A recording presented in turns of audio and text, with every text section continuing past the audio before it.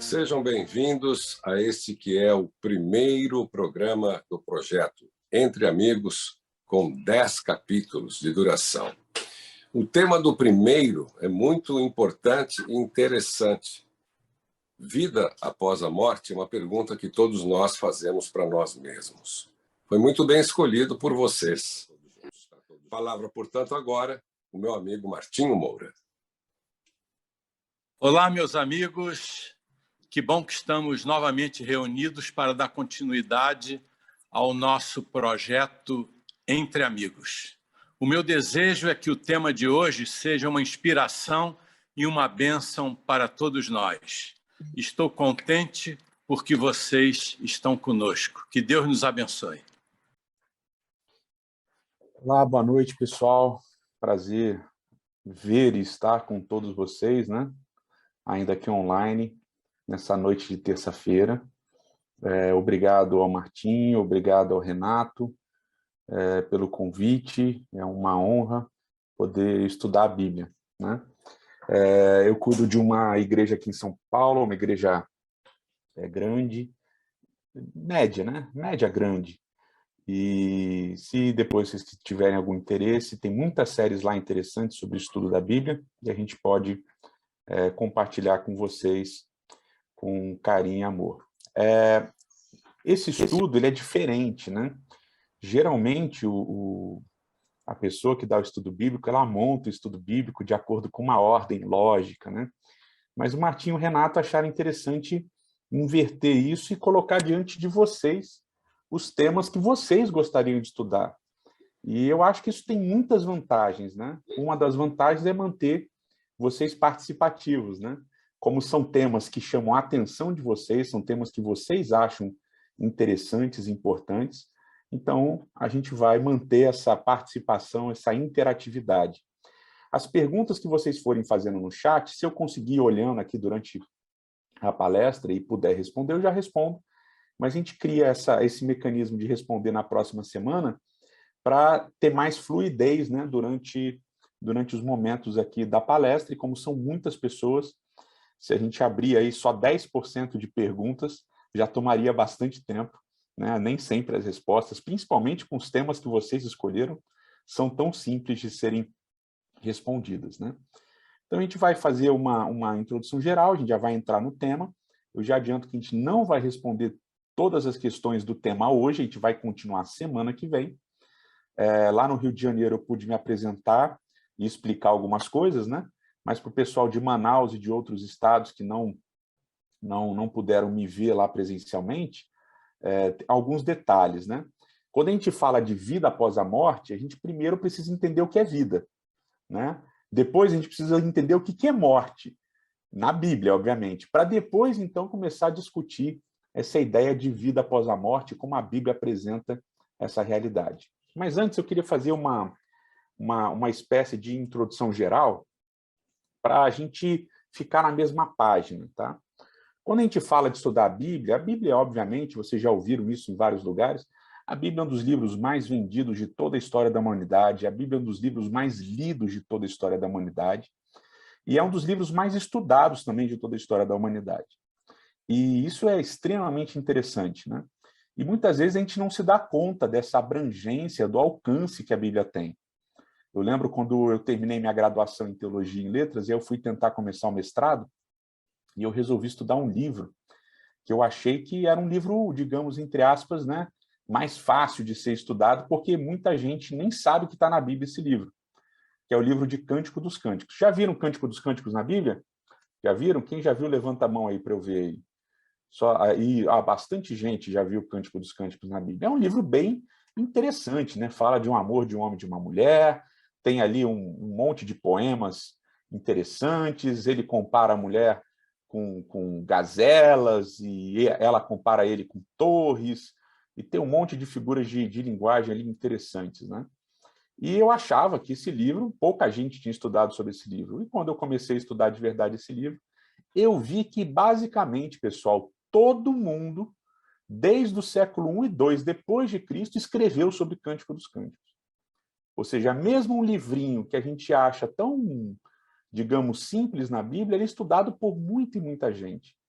Então, a Bíblia é realmente um livro que chama muita atenção, mas a gente tem alguns problemas quando a gente vai estudar a Bíblia, né? O primeiro desses problemas são as pressuposições que a gente tem em relação à Bíblia. E a gente precisa pensar sobre essas pressuposições, né? Quais são as pressuposições que você tem em relação à Bíblia? O que você considera a Bíblia? Como você enxerga a Bíblia? Isso é importante para determinar o que você vai encontrar na Bíblia. Muitas vezes, quando você tem certo tipo de pressuposição em relação à Bíblia, você já vai enxergar na Bíblia aquilo que você acredita que ela já tem. E você não vai conseguir fugir disso. Eu vou falar um pouquinho disso daqui a pouquinho. Um dos grandes obstáculos para o estudo da Bíblia é a gente entender e conhecer quem escreveu a Bíblia, né? Os autores, né? Quem foram os narradores, quem foram aqueles que contaram a história. Porque a Bíblia, obviamente, é um livro que foi escrito há muitos e muitos anos atrás, séculos e séculos atrás. Não é um livro que foi escrito agora, é um livro que foi escrito há, né, alguns trechos dela, há milênios atrás. Então, uma outra cultura completamente diferente, um outro ambiente, um outro tipo de comida, um outro tipo de relacionamentos, uma outra realidade completamente diferente da nossa. E um dos grandes problemas é que a gente não tem acesso completo a essa realidade, né? A realidade na qual o livro foi escrito, na qual vários livros da Bíblia foram escritos. E eu vou dar um exemplo para vocês, né?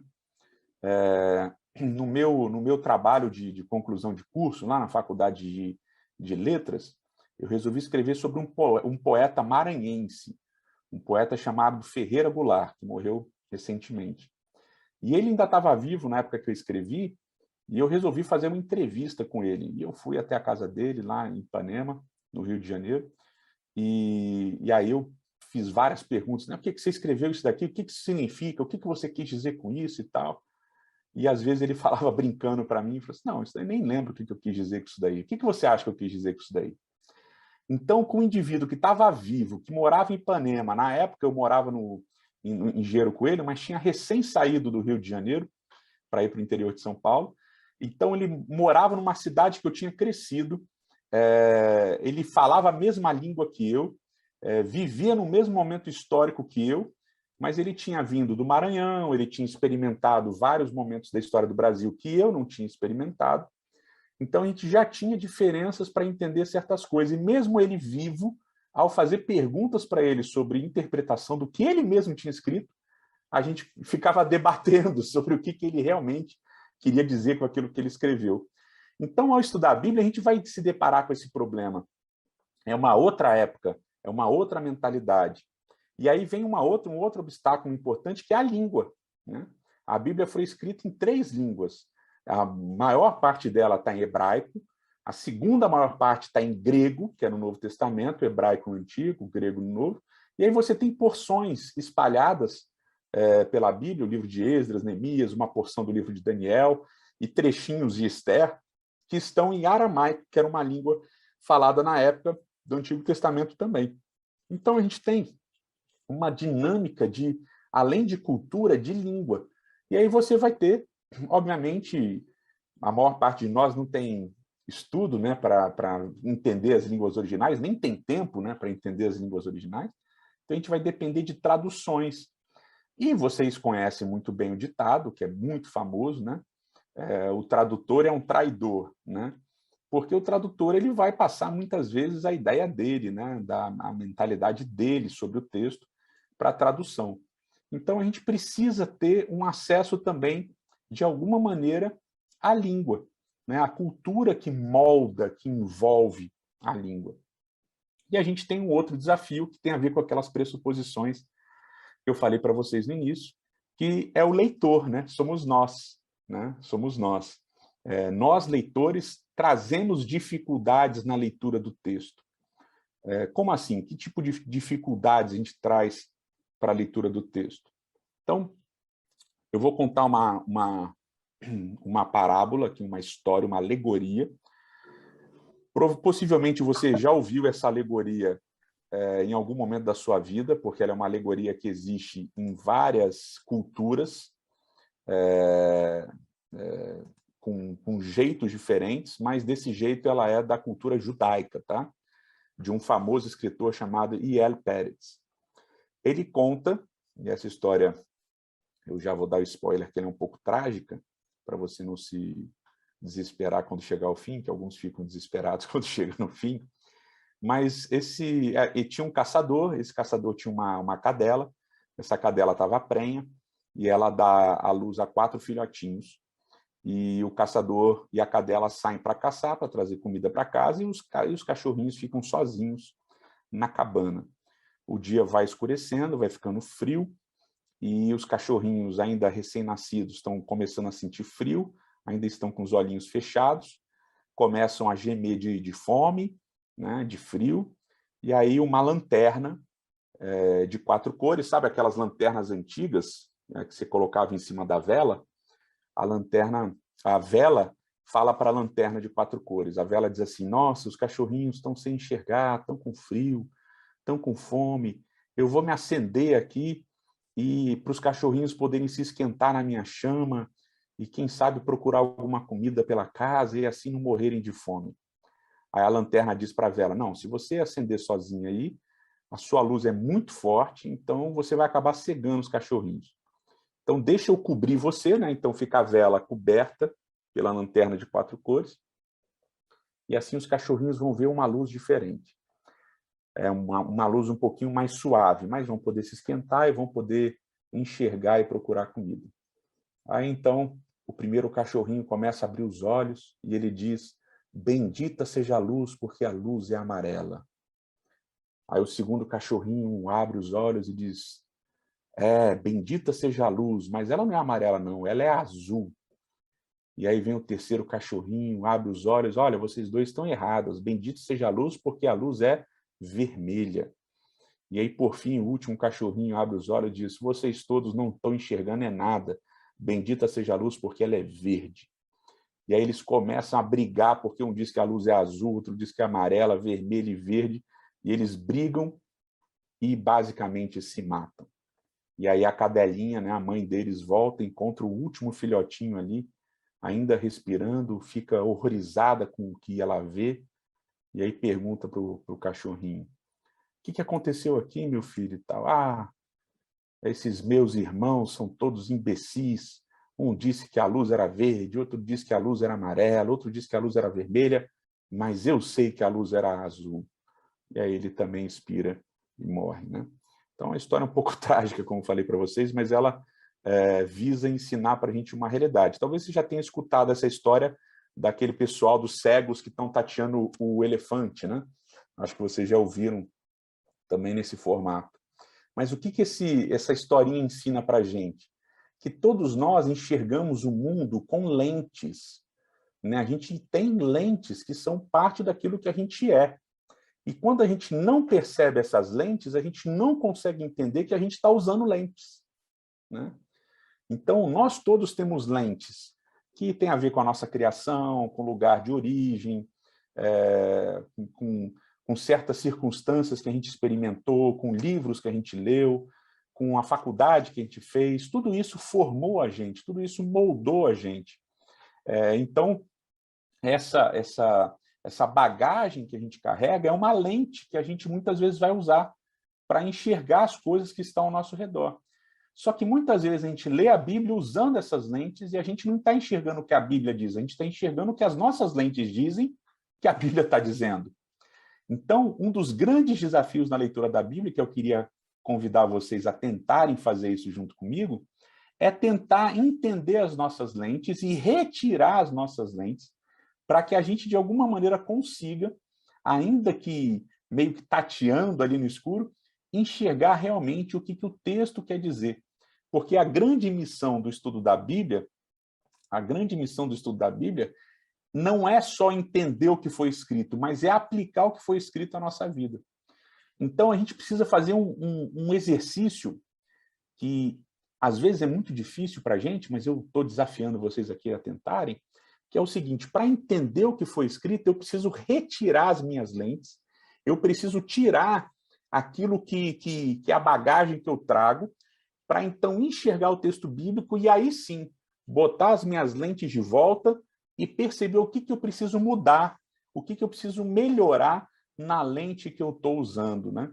Então, eu acho que talvez isso seja uma coisa mais do nosso momento, né, de vida, mas eu vou, por exemplo, compartilhar com vocês uma das lentes que eu tinha, né, que eu tinha durante muito tempo.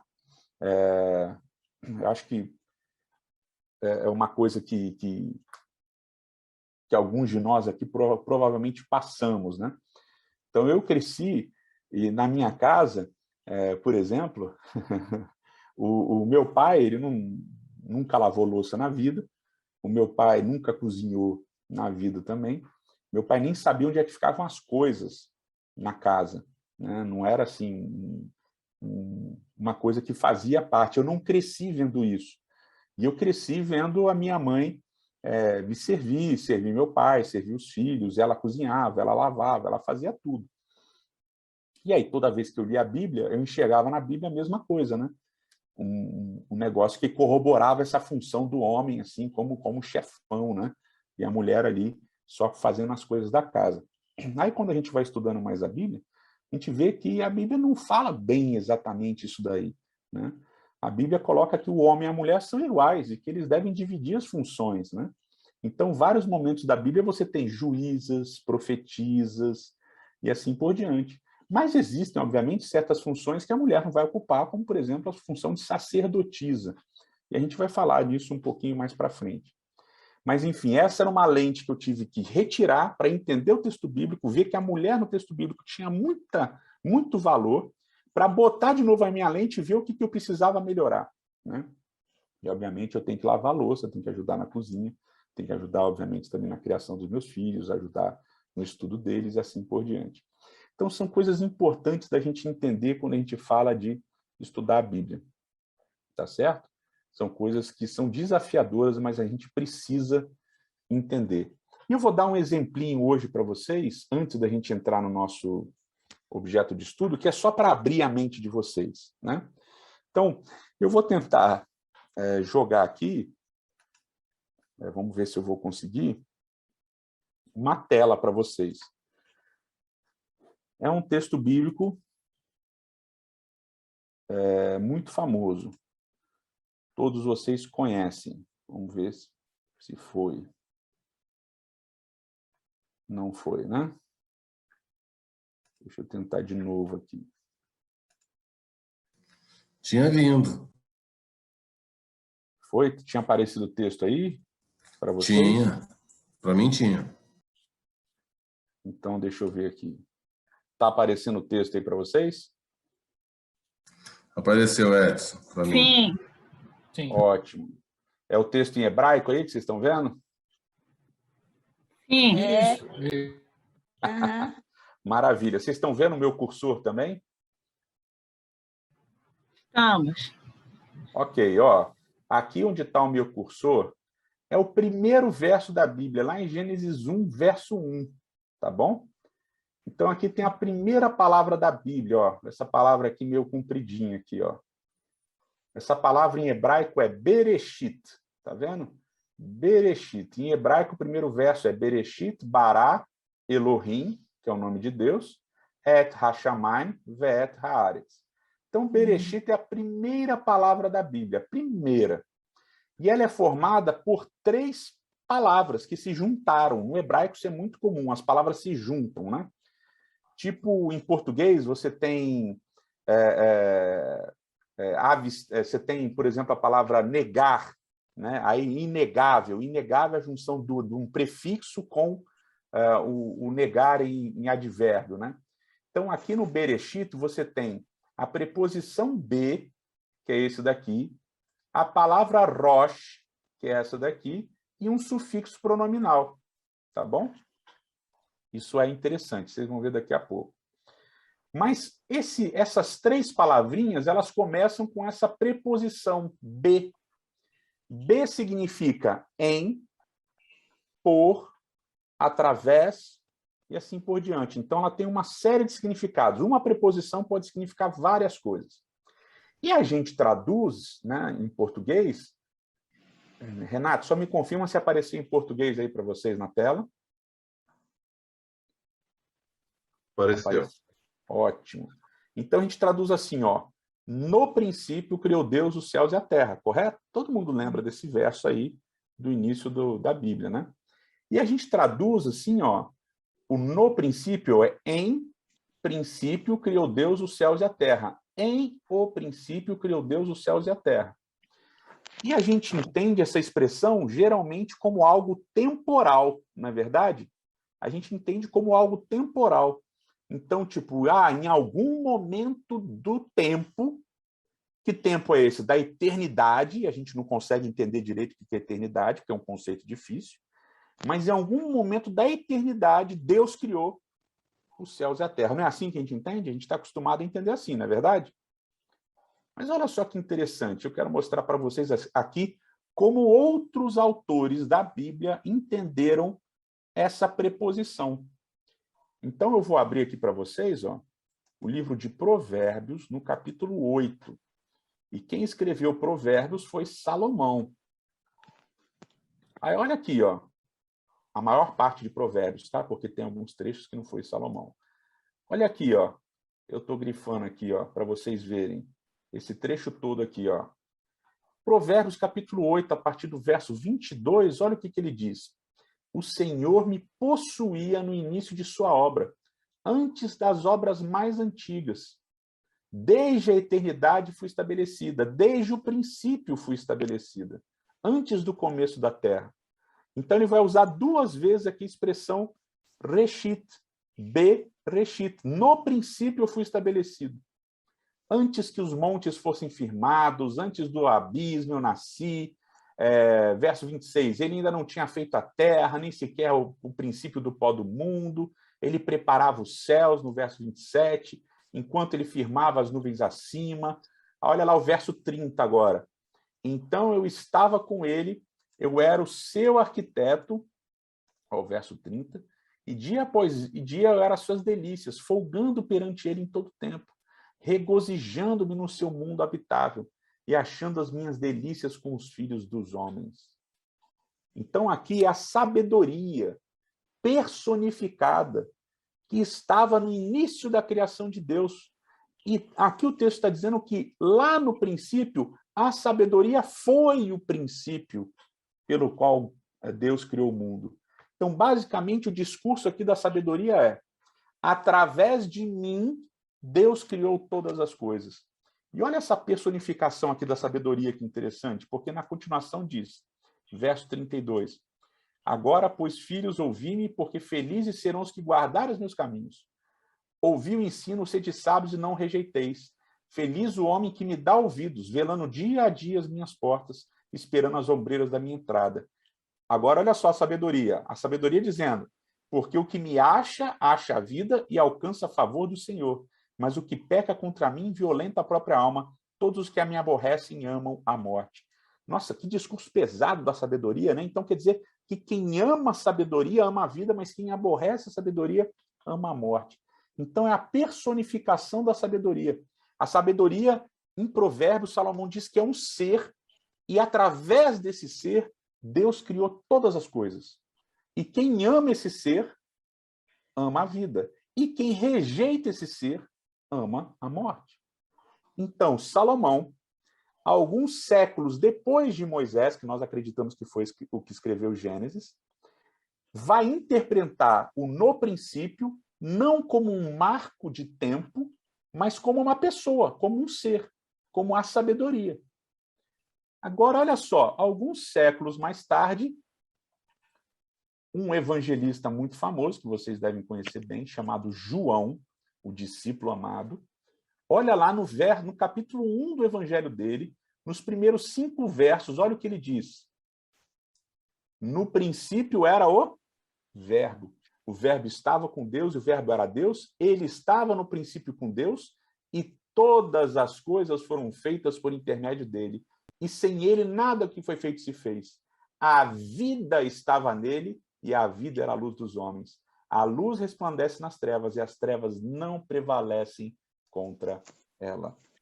E aí o verso 14, que é muito famoso. e o Verbo se fez carne e habitou entre nós, cheio de graça e de verdade, e vimos a glória como a glória do unigênito do Pai. Então, olha só que interessante. João vai dizer assim, ó, o princípio da criação de Deus não é o tempo, o princípio da criação de Deus é o Verbo. Deus fez todas as coisas através do Verbo. E sem o Verbo, nada era possível de ser feito. E o Verbo se fez carne, habitou entre nós, e óbvio que a gente sabe aqui que João está falando de Jesus, né? Mas para ficar bem claro, vamos ver como é que Paulo interpretou Gênesis capítulo 1, verso 1. Vamos lá? Olha aqui, ó. Colossenses, uma carta que Paulo escreveu para a igreja lá em Colossos. Olha o que ele escreveu aqui, ó. Verso 15 em diante. Este é a imagem do Deus invisível, primogênito de toda a criação, pois nele foram criadas todas as coisas, nos céus e sobre a terra, as visíveis e as invisíveis, sejam tronos, sejam soberanias, quer principados, quer potestades. Tudo foi criado por meio dele, e ele é antes de todas as coisas, e nele tudo subsiste. Olha que interessante, pessoal. Estão percebendo aqui? Uma preposição que a gente traduz como em, mas na verdade pode ser traduzida como através. Então eu posso ler o primeiro verso da Bíblia assim, ó. Através do princípio criou Deus os céus e a terra.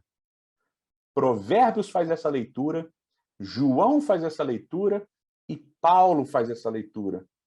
E quem é o princípio de Deus? O primeiro, o primogênito. Jesus Cristo. Então, através de Jesus, Deus cria todas as coisas. E aqui a gente entende que Jesus é o Criador também. O primeiro verso da Bíblia está ensinando um monte de coisas para a gente, só que a gente precisa entender essa linguagem, essa língua, e precisa entender o texto bíblico inteiro. Então, muitas vezes, as nossas dúvidas, principalmente em relação à Bíblia, vêm de não entendermos quem escreveu, quando escreveu e para quem escreveu. As nossas dúvidas vêm de não compreendermos certas nuances da linguagem do texto bíblico. E vem também de nós não entendermos o texto todo. Porque às vezes a gente para num lugarzinho e fica com dúvida naquele lugarzinho, e se a gente ler o contorno, a gente vai entender melhor aquilo que a Bíblia quis dizer. Então esse estudo, essa série de estudos, vai ser uma tentativa da gente entender melhor o que a Bíblia realmente quer ensinar nas suas nuances e como isso deve ser aplicado na nossa vida, tá bom? Foi uma introdução longa, mas é para mostrar para vocês a beleza do texto bíblico, como tem coisas difíceis, mas muito bonitas e muito enriquecedoras da gente entender, tá bom? E a gente vai entender, então, a criação, a gente vai começar a entender a criação, porque para entender o que é vida, né? Eu preciso entender como é que essa vida foi criada, como é que essa vida foi estabelecida por Deus nessa terra. E o capítulo em que isso acontece é justamente Gênesis capítulo 1, do verso 1 em diante. Ao entender a criação da vida, eu entendo a dinâmica da vida. E ao entender a dinâmica da vida, eu consigo entender o que é a morte e como essas duas coisas vão se comportar ao longo do texto bíblico. Tá certo? Podemos começar, então, com vida após a morte? Acho que sim, né? Então, vamos lá. Eu vou de novo compartilhar a tela aqui para a gente ver os textos bíblicos a partir da tela, tá certo? E ficou bom? Deu para vocês lerem junto comigo? Não, né? Ficou muito pequenininho, né? Tá, eu vou tentar depois aumentar aqui o tamanho do slide aqui para melhorar para vocês. Então, eu vou ler e vocês acompanhem aí das Bíblias que vocês tiverem. Mas, João, se a pessoa fizer um zoom na tela, dá para ver o texto sim. Se fizer um zoom, eu não sei fazer zoom na tela, mas se vocês souberem, façam aí. Eu consegui ler todo o texto aqui fazendo zoom na minha tela. Tá bom. Eu sou meio mirim nisso daqui, então esse aplicativo meu tem todo o texto bíblico e eu achei que dava para ler aí. Mas deixa eu ver assim, aqui se eu consigo. fazer zoom, não consigo. Bom, vamos lá. A gente vai ler primeiro a gente vai ler os dois principais textos que falam da criação do homem, tá? Do ser humano, né? Do ser humano como um todo. A gente vai ler os dois principais textos que falam da criação do ser humano. E aí a gente vai se prender a um aspecto do segundo texto da criação do ser humano que é importante para o desenvolvimento do resto do texto bíblico. E vocês já vão entender. Então, o primeiro texto está lá em Gênesis, capítulo 1, verso 26 a 28. Gênesis, capítulo 1, verso 26 a 28. Tá? Então, o texto diz assim, ó, deixa eu compartilhar aqui, vai que alguém consegue.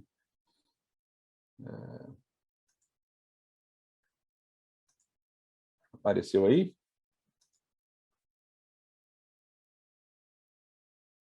Apareceu. Sim, apareceu. Maravilha, maravilha. Então, vamos lá. Então, aqui, ó, diz assim, ó. Também disse Deus, façamos o ser humano à nossa imagem, conforme a nossa semelhança. Tenha ele domínio sobre os peixes do mar, sobre as aves do céu, sobre os animais domésticos, sobre toda a terra e sobre todos os répteis que rastejam pela terra. Criou Deus, pois, o homem à sua imagem, a imagem de Deus o criou. Homem e mulher os criou. E Deus abençoou e lhe disse, sede fecundos, multiplicai-vos, enchei a terra e sujeitai-a.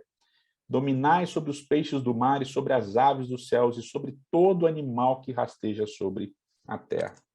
Aqui esse texto ele é extremamente interessante e ele, obviamente, produziu uma série de comentários e vocês devem ter a opinião de vocês sobre isso daí também. Mas eu quero mostrar aqui como é que o linguajar bíblico ajuda a gente a entender. Deus diz, façamos o homem à nossa imagem, conforme a nossa semelhança. Né? Então, o ser humano vai ser criado à imagem e semelhança de Deus. E as duas palavras aqui, elas carregam uma ideia de uma sombra. Né? Então, a sombra, ela representa a realidade, mas ela não é a realidade.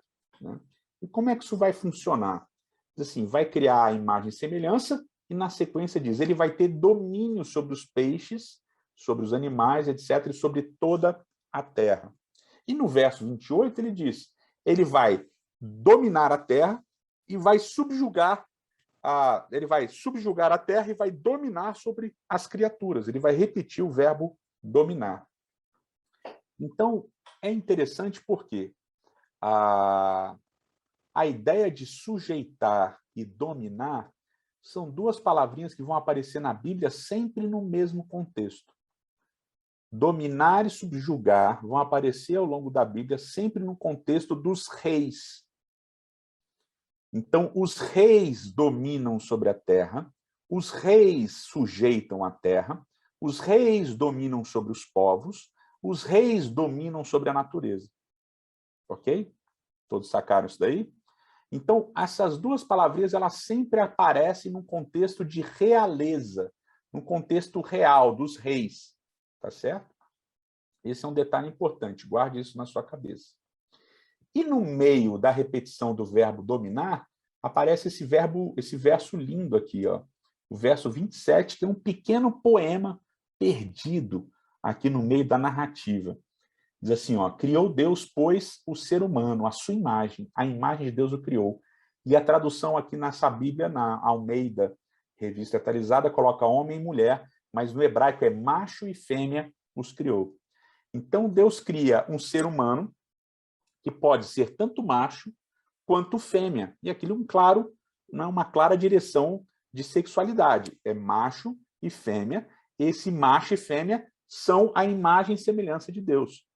O que é curioso aqui, que fica incerto, é se imagem e semelhança de Deus é uma referência ao casal, ou seja, macho e fêmea juntos são imagem de Deus, ou se macho e fêmea separados são imagem de Deus. E ao longo do texto bíblico, obviamente, vai ficar claro que a ideia é que as duas coisas são reais. Tanto o casal representa quem Deus é, quanto o homem sozinho representa o que Deus é, quanto a mulher sozinha representa o que Deus é. E aqui você não tem nenhum tipo de hierarquia. Homem e mulher são criados iguais. Os dois são chamados a serem reis sobre a terra. Então, existe uma função, uma funcionalidade na criação. Homem e mulher vão reinar sobre a terra. Perfeito? E aí vem um detalhezinho importante que eu quero que você guarde para a próxima aula. Na sequência, vem o verso 29 e o 30. E diz assim, ó: e disse Deus ainda: eis que vos tenho dado todas as ervas que dão semente e se acham na superfície de toda a terra, e todas as árvores em que há fruto que dê semente. Isso vos será por mantimento. E a todos os animais da terra, e a todas as aves do céu, e a todos os répteis da terra em que há folha de vida, toda a erva verde lhe será por mantimento, e assim o fez. Então, após criar o ser humano como imagem e semelhança de Deus, essa imagem e semelhança vai se traduzir no poder que o ser humano vai receber. O ser humano recebe o poder de reinar sobre a terra. Ele vai ser rei sobre a terra. E aí vem um detalhezinho. Ao passo que ele vai reinar sobre a terra, ele vai comer aquilo que Deus dá para ele. Então, o primeiro presente que Deus dá para a humanidade é a comida. Deus fala, olha, eu dou para vocês a comida. Vocês vão ser reis sobre a terra, mas a comida quem vai dar sou eu. Então, o primeiro presente é a comida. O homem é criado para ser rei sobre a terra. Ok? Maravilha. No segundo relato da Bíblia, em Gênesis 2, algumas coisas mudam sutilmente. Tá? E eu quero mostrar para vocês também essas coisas que mudam sutilmente. Lá no relato do capítulo 2, ele começa contando a história de um jeito levemente diferente. E esse jeito levemente diferente é porque tem um objetivo. E eu vou mostrar esse objetivo para vocês agora. E essa é uma das perguntas que todo mundo, quando estuda a Bíblia, faz, né? Por que Gênesis 1 e 2 são diferentes? Eu já estou mostrando para vocês antes de vocês fazerem a pergunta. Então, novamente compartilhando aqui, ó, Deus, no capítulo 2, então, vai criar primeiro o macho e depois a fêmea. E o macho, ele diz que faz assim, ó, capítulo 2, verso 7. Ele diz assim, então formou o Senhor Deus ao homem do pó da terra e lhe soprou nas narinas fôlego de vida. E o homem passou a ser alma vivente. Então, Deus forma o homem do pó da terra e sopra nele fôlego de vida e o homem passa a ser alma vivente. E aqui algumas coisas importantes para vocês e que eu acho tremendamente interessantes e importantes, né? A palavra homem em hebraico é a palavra Adam, da onde vem o substantivo Adão, tá?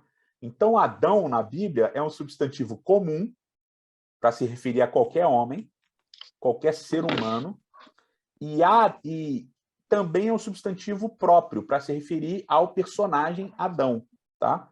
Então, tem esse sentido aí. E o Adão, ele é formado da palavra Adamá, ele é formado da terra, que é a palavra Adamá.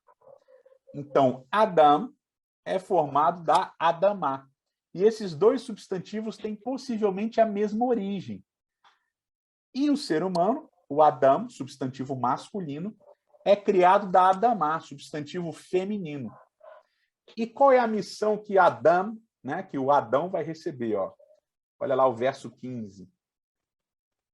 O verso 15 diz assim, ó, tomou, pois, o Senhor Deus ao homem e o colocou no jardim do Éden para o cultivar e guardar.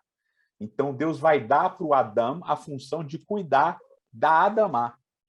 Então, o Adão, que veio da Adamá, recebe a função de cuidar da Adamá. Então, o homem que veio da terra recebe a função de cuidar da terra.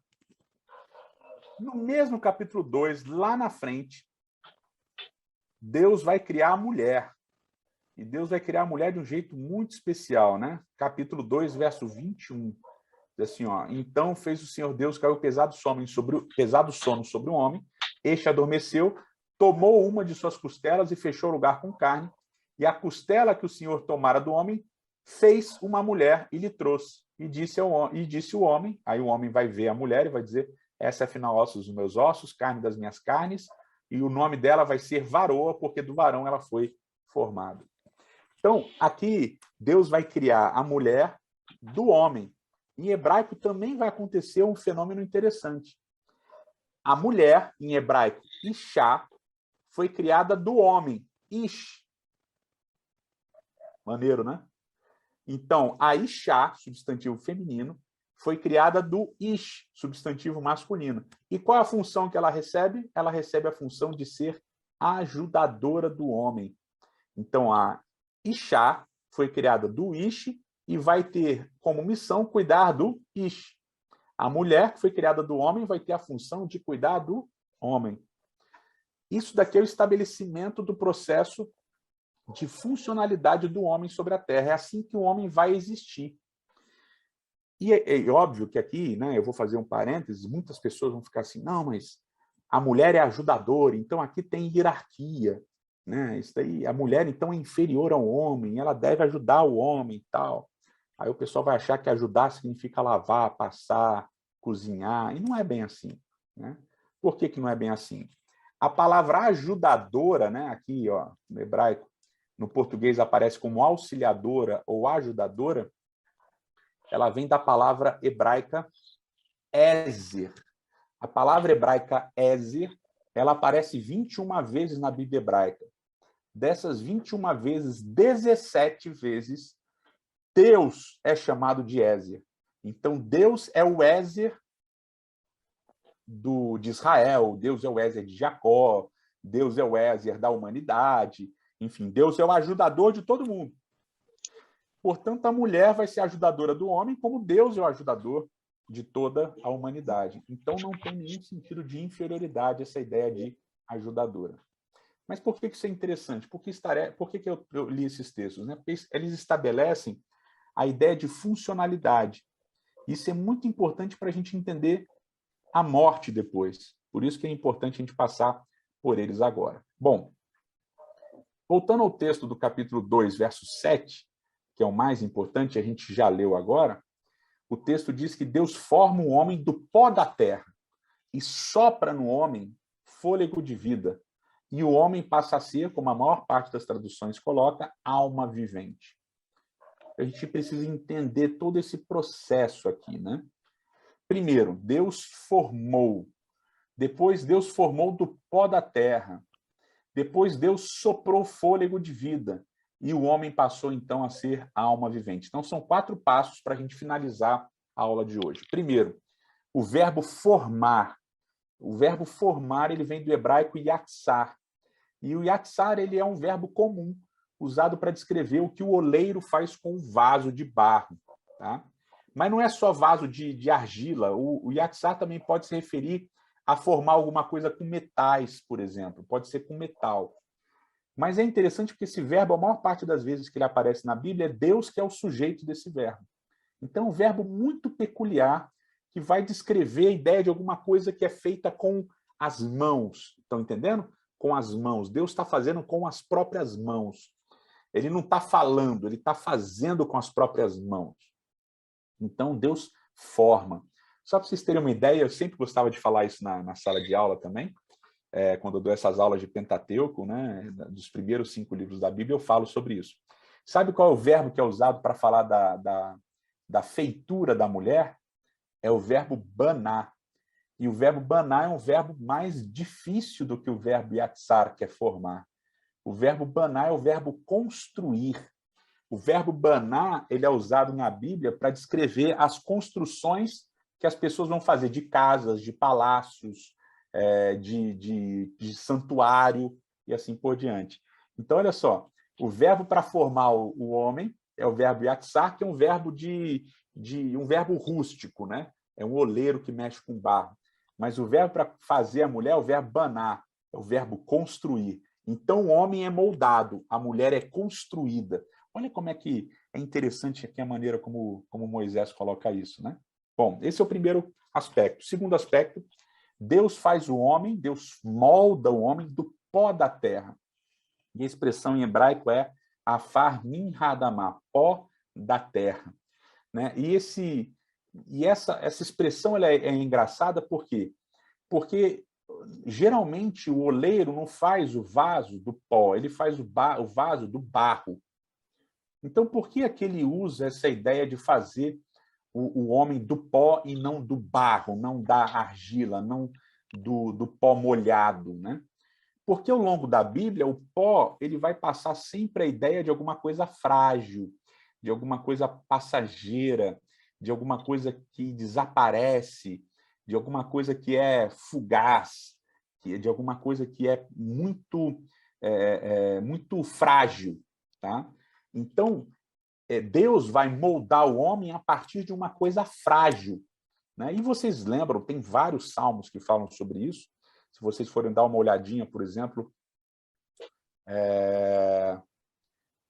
no Salmo 103, no Salmo 103 ele vai dizer alguma coisa assim, ó, Deus conhece a nossa estrutura, ele sabe que a gente é pó, ele sabe que a gente passa, ele sabe que a gente morre rápido, né?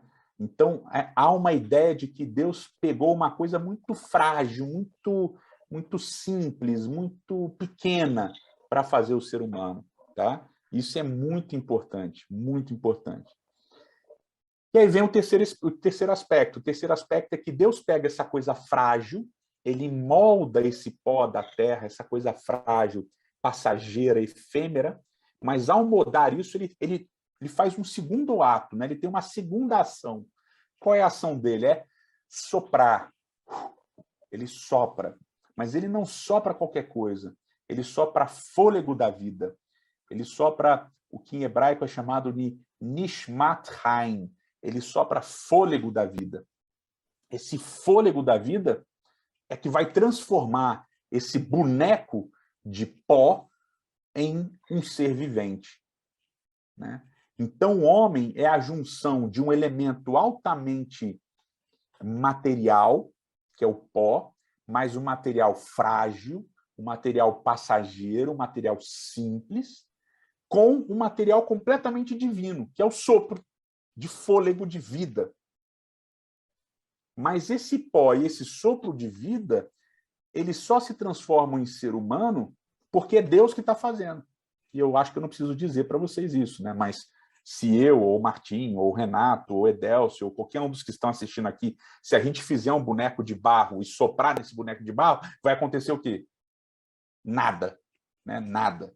Então, a ideia é de que Deus molda, Deus sopra, e porque Deus fez essas duas coisas, esse boneco passa a ter vida, tá? Então, esse sopro, esse fôlego de vida é totalmente divino, e esse pó da terra, ele é totalmente humano, né? Totalmente material, digamos assim. Então, o ser humano ele tem essa junção desses dois elementos, né? Um material e alguma coisa que não é material, mas que é completamente divina. Mas aí forma o ser vivente. E na Bíblia de vocês está traduzido como alma vivente. Na maior parte das Bíblias de vocês está traduzido como alma vivente. Na última versão da Almeida, que é a nova Almeida atualizada, eles mudaram, eles tiraram alma, porque é uma tradução equivocada. Eles voltaram com a expressão ser.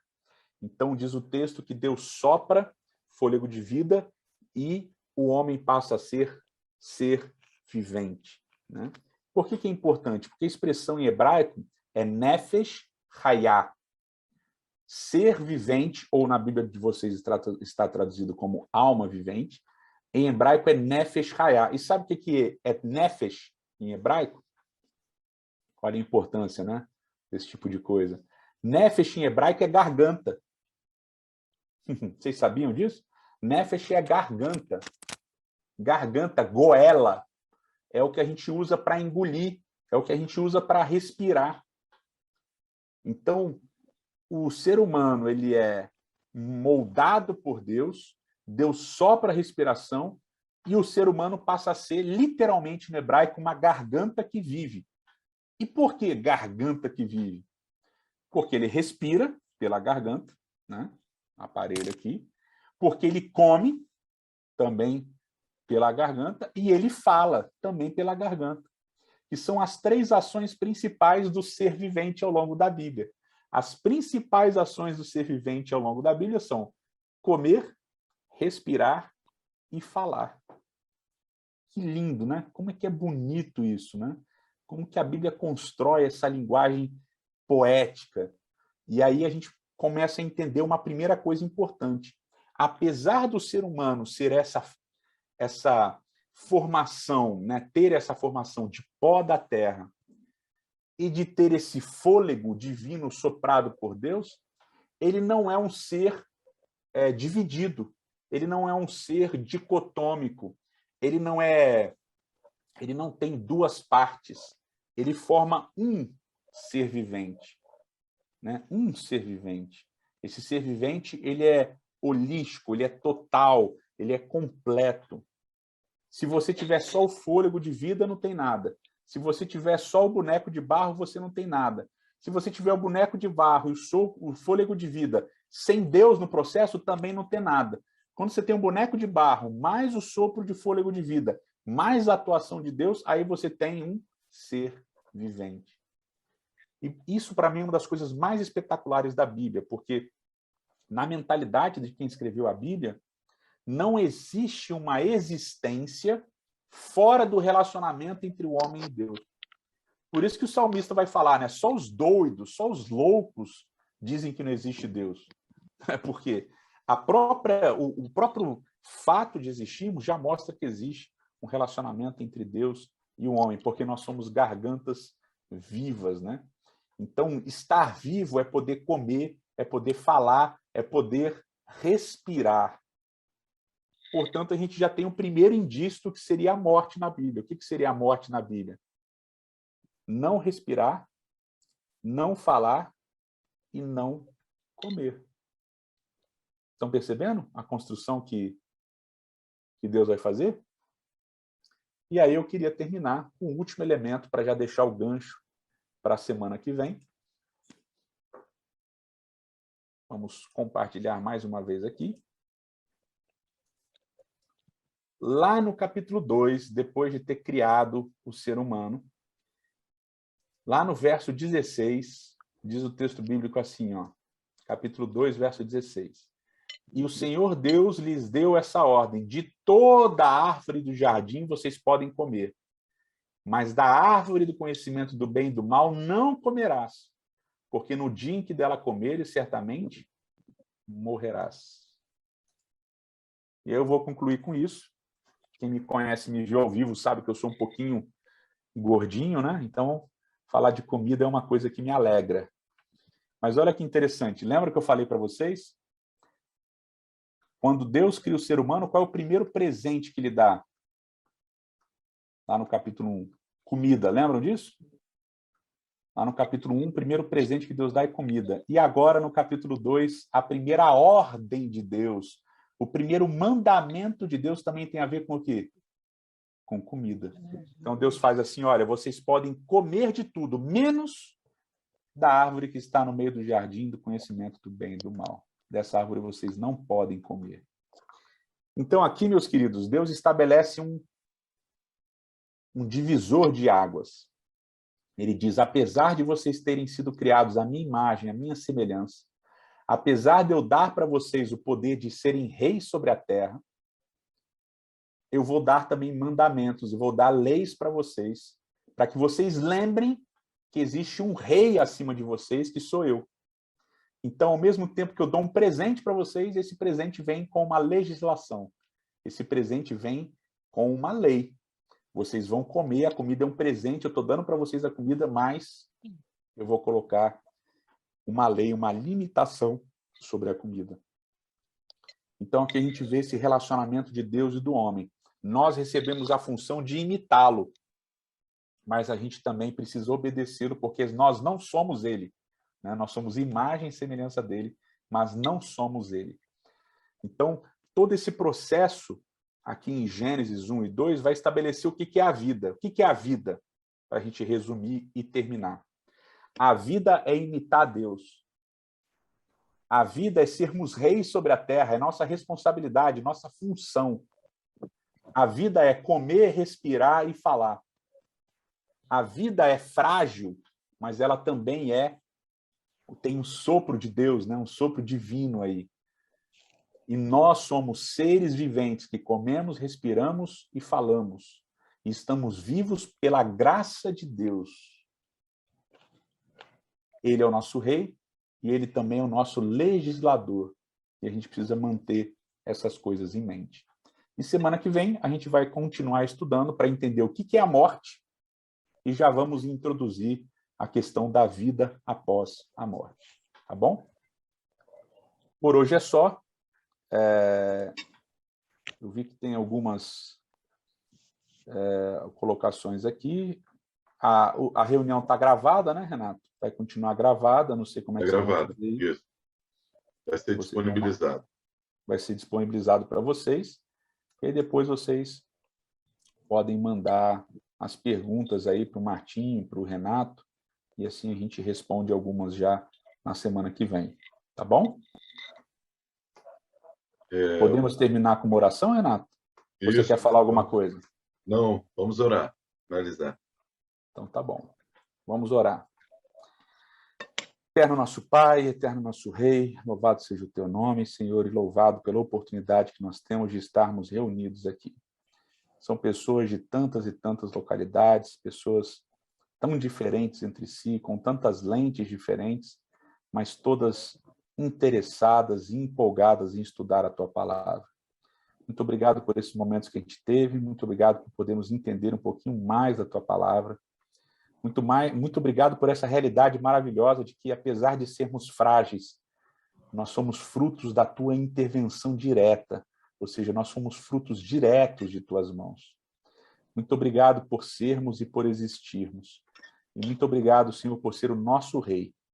Que nós, como teus representantes nessa terra, possamos sempre lembrar que a vida está no nosso relacionamento contigo e na obediência também aos teus mandamentos. Te pedimos isso, te pedimos a tua direção no restante dessa semana e te pedimos também que a gente possa estar reunido novamente quarta-feira que vem. Em nome de Jesus. Amém, Senhor.